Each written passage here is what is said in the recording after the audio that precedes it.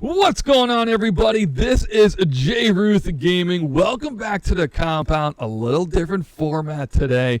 We're going to be giving you weekly fantasy football tips, advice, what we see going on in the world of the fantasy football. So sit back, enjoy what we got coming up for you guys today. A little bit different. Let us know in the comment section if you like it.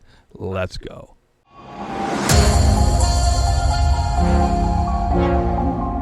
What's going on, everybody? We're here. Connor, hello. What's up going on, man? I'm back. Thanks for flying in. Yeah, Appreciate no it. Out of town, right? Out of town. Always. It's a commute. All for fantasy football. All for fantasy football. So we are doing this. We're going to do this once a week. Our Wednesday videos here. We're fantasy football guys. Like, hardcore fantasy to say the guys. least. This is like a time that we probably lose so much sleep. Yeah, for sure. And you know what? It took a minute for me to get excited about it this year. I wasn't as eager, I guess, coming into this year. But I sort of got back onto my stride about 2 weeks ago. Listen, so I'm feeling good. You pulled me in last second. I wasn't even going to be in it. True, that is true. You've been out for a while. I took last year off. I did some other leagues, which was cool, but we'll talk about that later. Yeah. But this, you pulled me in literally like hours before draft. Yeah, you came in. I should say. Yeah, you came in as a tandem. Yep. With another buddy of ours. You needed help. We needed some help. Is it really a league if you're not playing with 12 guys? I guess. I don't know. So we play a 12-man league PPR, full point PPR. Full point, yeah. So this is going to be the style of this podcast. We're going to talk about just what we see. None of this is going to be financial advice or anything. Just kind of what we see from week to week, what we do. We enjoy it. We love talking about it. So we're like, let's bring it to the channel. It's part of the gaming umbrella that we have here. So let's just have fun with it. So we have a couple talking points that we're going to bring up today, talk it out. We do this all the time anyway, so might as well. This is no different than any normal conversation. So literally.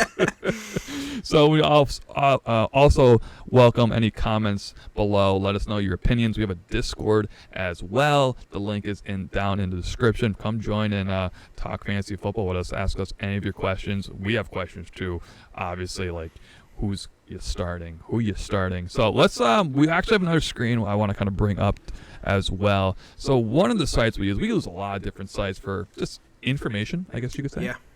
Fantasy Pros is one of them. There's gonna be a lot of call outs here. A lot of different companies that we're using here. We're not getting paid by any of them either. Big Fantasy Pros guy. Also a big Field Yates and Mike Clay guy. Big fan. Big fan of those two. Found out today that Mike Clay personally projects all of ESPN's numbers through a model that he's built over the last 6 years. Interesting. Blew my mind, but that was like a real... Do you have it? I don't. No. He doesn't share that kind of stuff. Of course. Which is weird. Of course not. You think he would make it public domain, but he doesn't. You would think. Yeah. You would think. All right. So first thing I want to talk about is quarterbacks. I think everyone wants to start off with quarterbacks. I shouldn't say that. Probably everyone starts off with running backs. I think this year. Okay. I think this year everyone starts with running backs. I think quarterback is that position where it's really easy to overvalue. Okay. And that's coming from a guy who in the Dynasty League has tagged a quarterback for the last 3 years. Listen, I tagged Patrick Mahomes for 4 years straight. True. It was rookie year. We got him late. I mean, if you get a guy like that in a keeper league or a dynasty league or however your league names it, you're set. I mean, you have 400 points coming from a late round flyer. Absolutely. 7-8 rounds, whatever. Our draft tends to be 21 rounds, so our late rounds look a little different than most late rounds. For sure.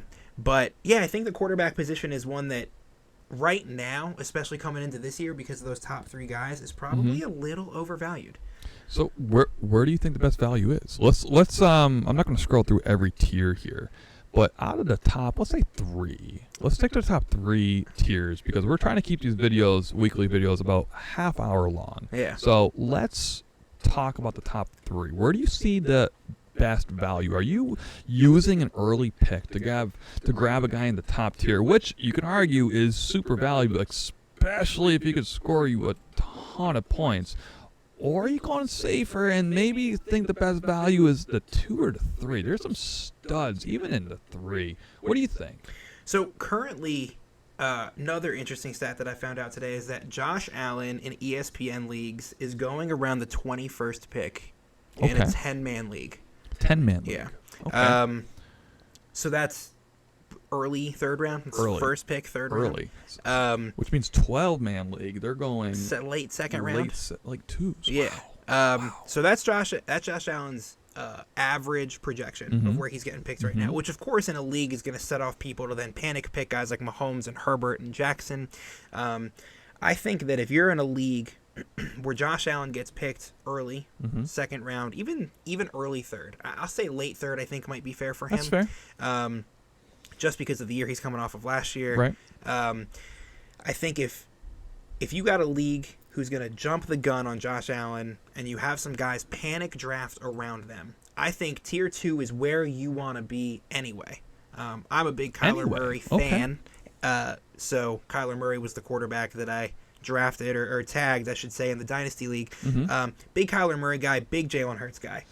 So let me cut you off right there. Yeah. So tier 2, let's focus there. Sure. I think you're right. Tier 1, you're probably either waiting for someone before you to take one and you're in a panic get one, or maybe it's, which is part of the strategy we'll talk later, maybe you're trying to tag a team, for sure, one of your skilled players with them. Yeah. So like, Kelsey with Mahomes, Chase and Burrow. Right. You got options. So part of tier 2, Murray, are you worried that Hopkins? Let me run down the quick list. Let's do it. All right, Murray, you're worried about Hopkins in the suspension. Hurts, you're just worried about him entirely. Yes, he got some new weapons with AJ Brown, but is that someone you worry about? Not sure. Burrow has the knee. Brady, it's Brady, but he's getting older and older. His face looks different. His face does look different. Totally different. Yeah, a little different. But his age is only going higher. Yeah. Wilson just got paid recently. But it is a whole new team, new division, tough division. So talk about those real quick before we move on to the running backs. So I think in tier 2, am I worried about DeAndre Hopkins with Kyler Murray specifically? No. I think Hopkins is only going to make Murray that much more valuable later in the season. Okay. He's got Marquise Brown, a guy he's very familiar with from college. He's got Zach Ertz. James Conner back there to take some of the load off of him. Plus, he's got his legs. Their offensive line didn't improve as much as I would have liked to see it as someone who watches the Cardinals. But I think that he's still got some good value. Jalen Hurts, his offensive line got incredibly better. Very true. I mean, that's probably one of the best offensive lines in football. And listen, their defense got jacked up too, which does help. And continues to, even as of recently. So that's going to help him a ton. Plus, Jalen Hurts gets a lot of goal line work. He does. I mean, Miles Sanders only has 1 rushing touchdown last year. So I think there's a lot of value in rushing touchdowns from Jalen Hurts. That's true. That's true. Joe Burrow, not worried about the injury. Okay. Not super worried about it. I don't think he'll have Carson Palmer syndrome. I think that he's going to probably continue to get more and more successful. I think if anyone, Chase might see a little bit of decrease in value. Interesting. Just because I think he might spread the love a little more. Okay. Hayden Hurst is there now. O.J. Howard's there now. He's got some options at tight end he can use.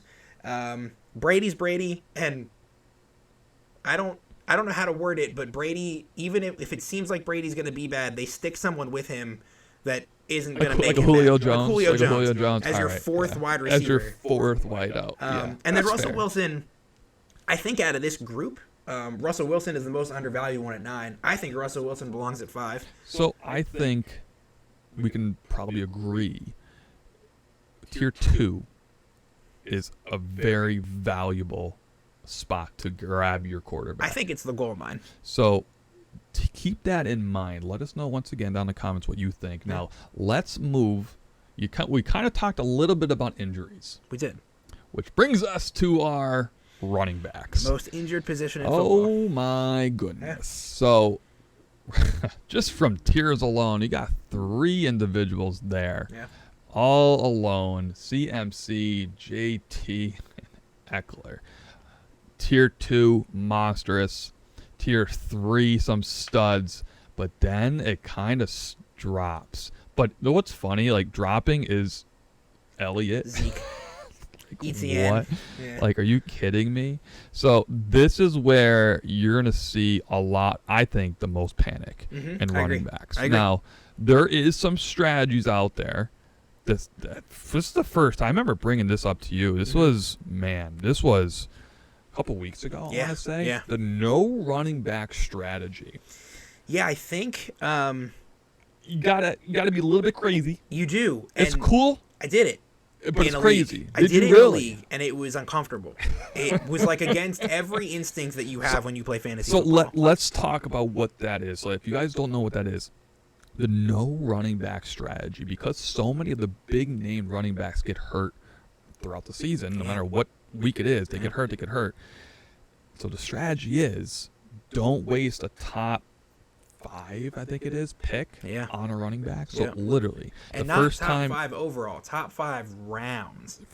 Yeah. Correct. So you're not taking a running back to round your 6th pick, essentially, which is insane. Yeah. But I do a lot of best ball. Like I said, I took last year off, and I was doing some best ball. A lot of fun. Best ball, where I tried it, and it was like scary.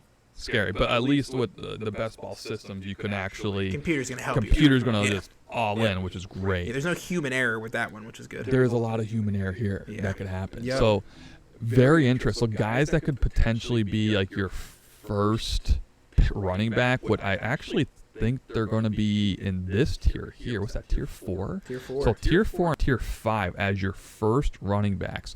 You might think we're crazy.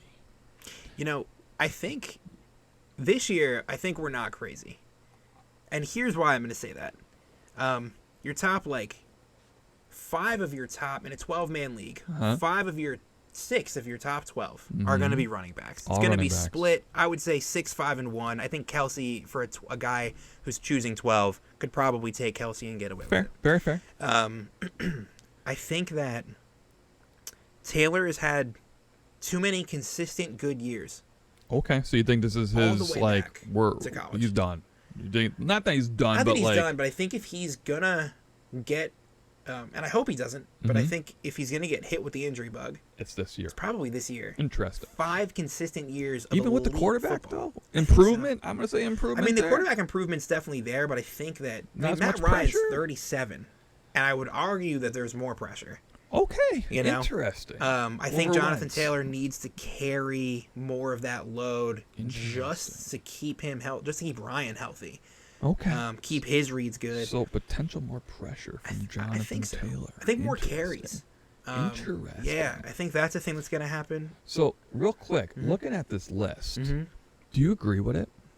Would you put CMC, JT? I think are individuals that you're going to argue with the whole way. So let's not even go there. Let me say this: if Taylor stays healthy, Taylor is a 1A. Okay. He's a world above the rest. Okay. Do I agree with the rest of the list? Tier 1, Eckler and McCaffrey being up there. Not McCaffrey. I have a hard time with that. Interesting. I think Eckler probably belongs up there, but I'm not so sure about McCaffrey. Even Henry. I understand, probably standard, you want, standard PPR half point, I get that. But just on I think it's a pure fact that Henry's going to be healthier than a couple of the other smaller backs, if you will, respectively. Seeing him down, I think he's down a little bit. I think I would put him over Cook. I think I would put him over Cook. I think that probably is dependent, though, on what's the situation in Minnesota. Is Kirk Cousins going to play an entire year? Or are they going to pull the plug on that entire project and put Kellen Mond in? They got rid of Mond. Did they? They got rid of Mond. Did they cut him? Mond's gone. Wow. He's technically a free agent. He's on the waiver wire. Cut day over the past couple of days has turned my head upside down. Ian Book's an Eagle. Yeah. Trey Sermon. Trey Sermon's an Eagle. Yeah. Fly Eagles fly. Yeah. A lot of weird cuts that I didn't expect from people. It's Sony absolutely insane. Was a free agent for 3 hours before the Chargers were like, "You're going to be our RB2." Yeah. What? And that was Miami's RB5. So. Which is another reason why we wanted to do a video now, because there's a lot of leagues that wait to the last week to draft for injury reasons or for this reason altogether. I mean, there was a couple of best ball leagues that I picked Ian Book because I thought he was going to take Winston's job And now he's a free agent. And now he's an Eagle now. He's an Eagle now. So he's gonna take Hurts' place eventually. Yeah. No. Yeah.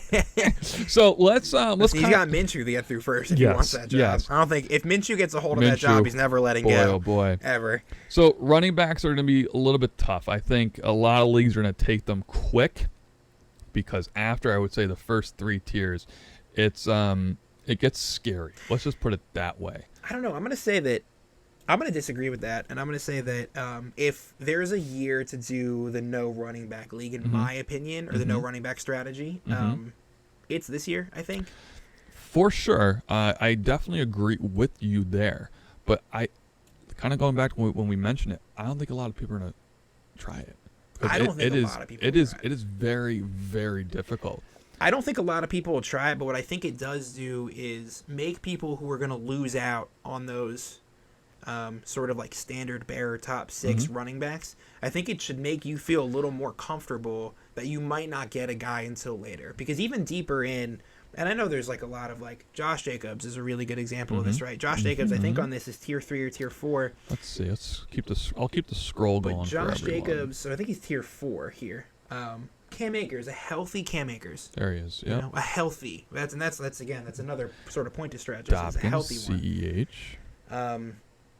I think Chase Edmonds is a really good guy to come out of Miami's backfield and be a good PPR running back. So I think that tier 4, while it's a little scary, if you trust the process on it, if you trust that A.J. Dillon's going to get involved in Green Bay, if you trust a couple of these other guys, I think if you lose out on running backs, I wouldn't panic draft Breece Hall in the second round.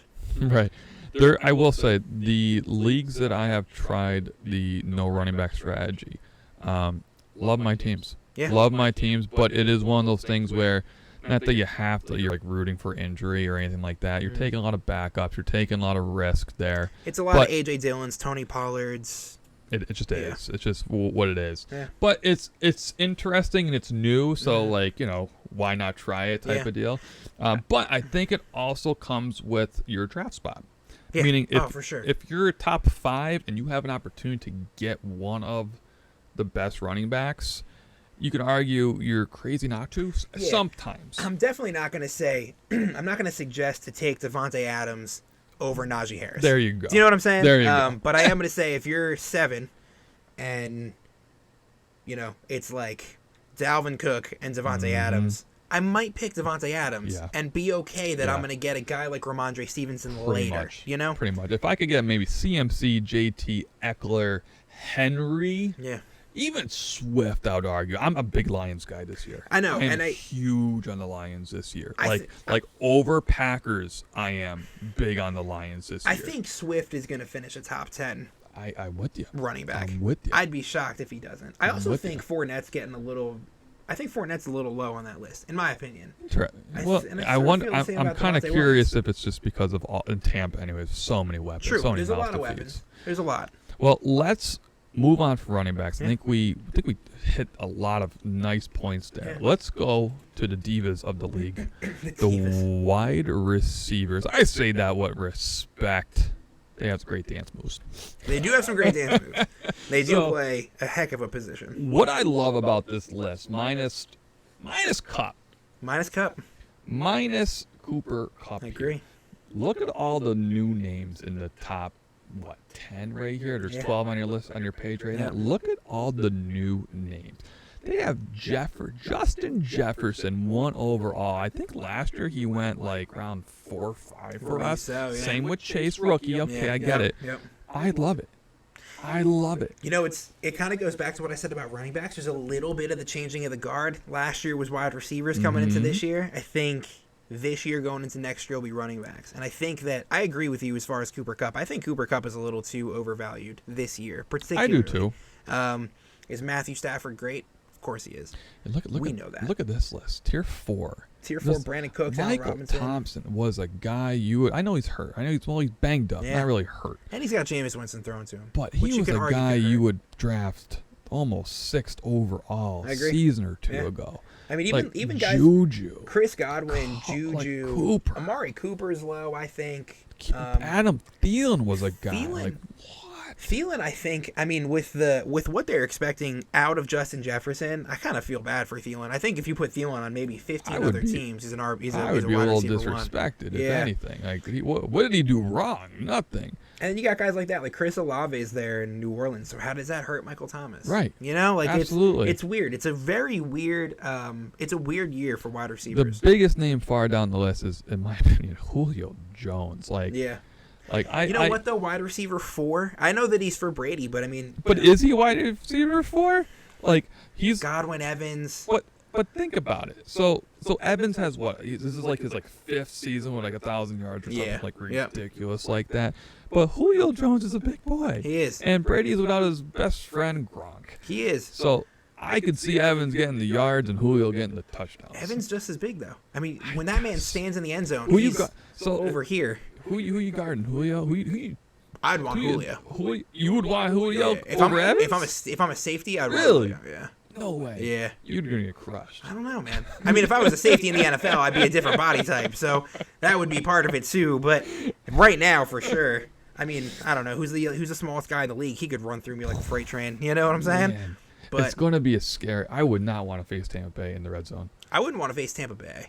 Just period. Yeah, I think period. Unless this, and for some reason this comes out to be the year that Brady can't do it, which I don't think that's going to be the case. Unless someone gets a clean shot off on him and it just sets him back. Yeah. But I can't see it. I can't imagine. I know he keeps his body in elite shape, but I would like to feel that there's guys in the league that not that want to take him out or anything like that, but want to get a good hit on Brady. I would think so. You know, clean. A lot of the young guys too, I would think. Absolutely. You know, absolutely. But I don't know. I mean, I think there's a lot to be excited about as far as wide receivers go in general. You know, I don't know that Tampa's all like Tampa last year is weird. Like you said, Evans gets 1,000 yards, but then he'll finish a fantasy game with 4 points. Right. Because he just never gets thrown to in a game. Never. And if he's double teamed, well, then it's over. Right. Yep. You know. True. Very, very true. So, you know, Jamar Chase, T. Higgins is a good, punch to pack over in Cincinnati.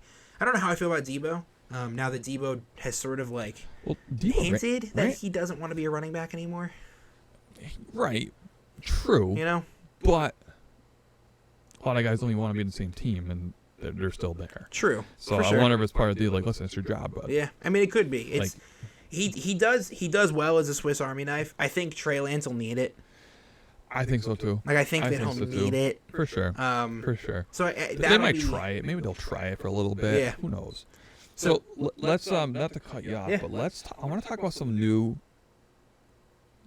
teams for some of the top tiered wide receivers. So, for example, Adams, Tyreek Hill, we'll even go Cooper. Yeah. What do you think? A.J. Brown. You go down the list. Do you think DJ Moore is going to enjoy Baker? I mean, I know you're a Baker guy. I'm a Baker guy. Yeah. What do you even Allen Robinson? I think some new faces are big boy names too. Yeah. Got spread out in the league. They did. Let's start on the top and we'll kind of make our way down here before we go into the tight ends. So the biggest one is Adams. Yes. And Adams' skill level, of course.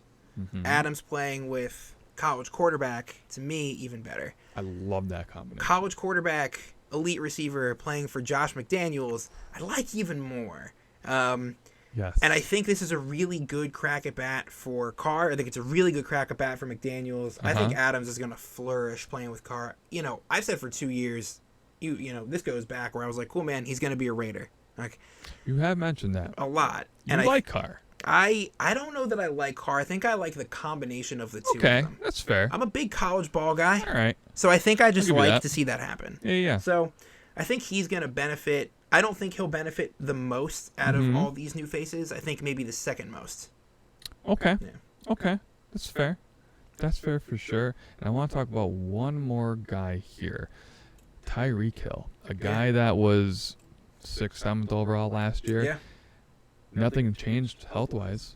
It all comes down to Tua. And I think that, as I sort of said that Adams, I think, will benefit the second most. Okay. I think A.J. Brown benefits the most. Interesting. With Jalen Hurts and that offensive line and the fact that he's not the only wide receiver that needs to catch a ball, that needs to be covered. So I think he'll benefit the most. If I think anyone's going to benefit the least out of this like new face, new place thing, I think it's going to be Tyreek Hill. Really? I do. Wow. Yeah. So do you think him in camp saying how accurate Tua is just him? Conjecture, probably. Yes. Okay. Yeah. I think that Tyreek Hill is a guy that like you want him as a hype man in your life. I guess. I don't think he'll ever look at somebody and be like, not you, man. Especially Tua. Yeah. Okay. Yeah. I'll give you Tua's that. a great guy. That's what they say. There's not one person that doesn't want Tua to succeed. Absolutely. We would love to have Tua here on the channel. Yeah, for sure. That dude's great. He's not busy or nothing. Yeah, no, not at all. But I think that, if you look at it, out of all of the new places that a lot of these guys went, I think Tua's the wild card. Really? Yeah. So we think Miami has like a year left with him? Would you say that? Maybe. Is Miami drafting a quarterback next year? I don't know. I don't think so. Okay. I don't think they'll be in a position to, and I think that'll be the reason why. Fair. Yeah. Very fair. Yeah. Okay. That makes sense. So let's jump off wide receivers and let's go to probably the scariest position, in my opinion, the tight ends. Now, I have one fantasy football leagues with running a dual tight end. It's one of the strategies. Yeah. You put a tight end in the flex. It is what it is. Especially, we talked about the running back, or the quarterbacks we talked about. Even if when the first one to come off the board, everyone panics. Yeah. If you have an early, if you get that snake draft and you have a 12, you go bang, bang, or the 1 and you go bang, bang again, you get 2 picks early. You grab 2 of the top tight ends, you're going to create a lot of panic. Oh, yeah. So the tight ends, you see the top 3. They have Kittle in the 4. We're thinking it's mainly because of the new quarterback situation. Waller fell even, which is very surprising, but Adams is there now, so it's a big mouth to feed right there. And a lot of people are saying after those guys, it kind of dips hard. So just a quick general idea. What is your point of attack when you see a list that's so top-heavy and then it goes weak and weak fast? So Kelsey and Andrews are going to be probably at the top of this list for the next 2 years. Kyle Pitts had 1,000 receiving yards, 1 receiving touchdown last year. Which is like... There's only one other guy in NFL history who's done that, and it was, I think, 2011. So, what happens with Pitts? Does Mariota get him more goal line work, hopefully? Does he get more touchdowns? If hopefully. It's even Mariota. I think it's gonna be. I think it's gonna start. I think at least 8 games. Because listen, the Falcons are like projected to literally do the worst in the league. They are, and I think they're underrated. Okay. I think even with Mariota under center, they're underrated. We have talked about that. We have. We have talked about. I think with Mariota there, and a lot rests on Drake London, a lot rests on Kyle Pitts, Tyler Algier even. But I think that with Mariota under center, they're a close to 500 team. Okay, that's fair. That's where I'm at. But I think the rest of that list, I get why Waller fell. I think I like Dalton Schultz the most out of that D2, that tier 2, D2, maybe like it's college football. That tier 2. Honestly, though, I think that tier 3 is a little disrespected. Tier 3 we're going to go to. All right, let me scroll down and show you guys tier 3. I think there's a little disrespect for tier 3. Cole Kmet will probably see more end zone work.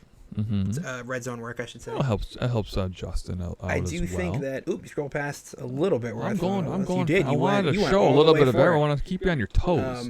But I do think that Pat Freiermuth will probably have a better year, even with the quarterback. Well, you're a Steelers guy, though.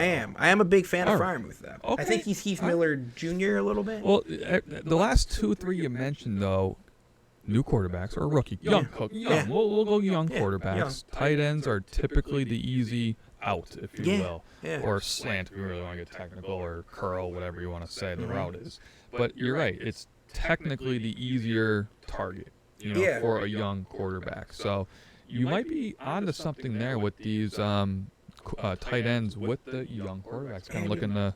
Cole Kmet, Freiermuth, even Hunter Henry, man. I mean, when is a tight end done bad in New England? I'm thinking it's because of his injuries, though. Which makes Hunter sense. Henry. I get that. I'm with you on that. Like, tight ends are loved in New England. Yeah. I don't know if you guys heard Rob Gronkowski was there. I know that there can be a considerable point fall off, but I don't think it's going to be as wide as most people are projecting it to be. That's fair. And I think next year we're going to be looking at this list and we're going to go, wow, Jaceki, Komet, Freiermuth are in the top 6. Okay. And maybe Kittle's not in the top 6 anymore. So that's kind of where I landed. Interesting. Yeah. So we are just about out of time, but what I want to do as the last thing, so strategies just for fantasy football as a whole.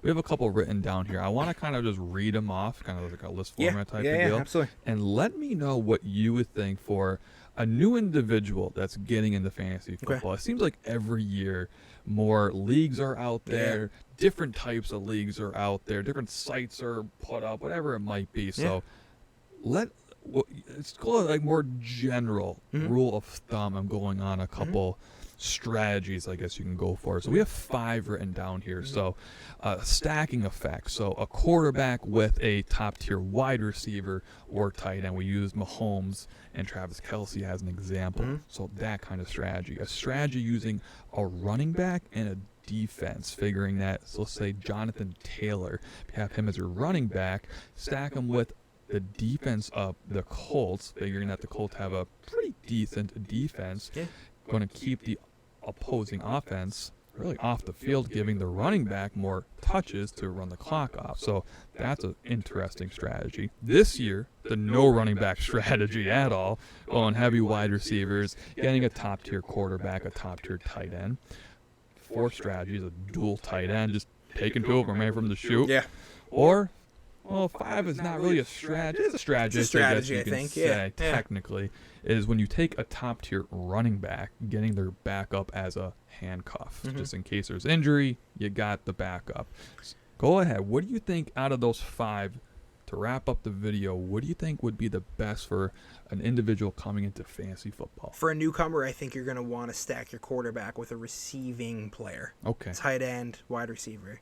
If you're a veteran at this, go no running back and see what happens. See what happens. Roll if you're a guy who likes chaos, go 12 and pick Andrews and Kelce.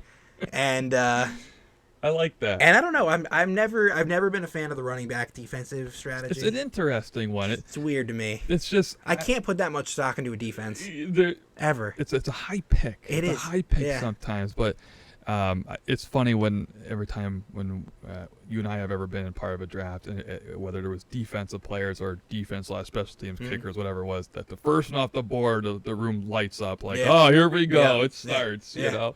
So interesting for sure, you know. And I think just to shout out the handcuff running back, I think that should be less of a strategy and more of a rule of thumb. Okay. I think if you're gonna pick a running back high, do yourself a favor. Yeah. Like if you're gonna pick Aaron Jones, do yourself a favor and pick AJ Dillon. If you're gonna pick Zeke, do yourself a favor and pick Tony Pollard. Very, very fair point. Yeah. Well, guys and gals, thank you so much for being here with us on this Wednesday. We're going to be back here every Wednesday, give you a little bit of what we've seen from last week going into next week. So I know today's video was kind of, all over the place with, what you should do for the draft, but it's going to be cool week by week. Yeah. Who did what? Yeah.